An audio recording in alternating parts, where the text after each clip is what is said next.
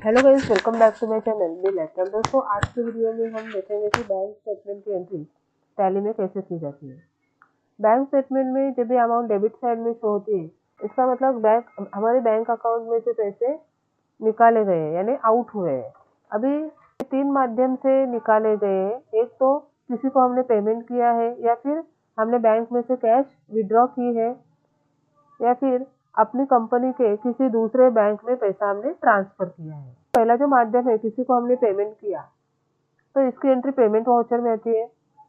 दूसरा जो है कैश विड्रॉ किया, उसकी एंट्री कॉन्ट्रा वाउचर में आती है। और तीसरा जो है अपनी कंपनी के किसी दूसरे बैंक में पैसा ट्रांसफर किया, ये एंट्री भी कॉन्ट्रा वाउचर में आती है।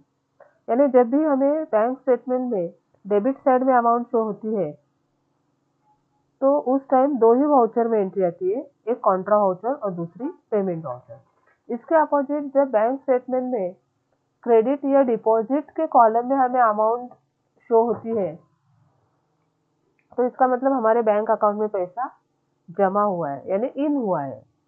3 माध्यम से इन हुआ है। एक, किसी से हमें पैसे मिले हैं यानी रिसीव हुए हैं। दूसरा, हमने बैंक में कैश डिपॉजिट किया है, या फिर अपनी कंपनी के किसी दूसरे बैंक अकाउंट से पैसा हमारे बैंक में आया है। पहला जो माध्यम है, किसी से हमें पैसे रिसीव हुए, ये एंट्री रिसिप्ट वाउचर में आएगी।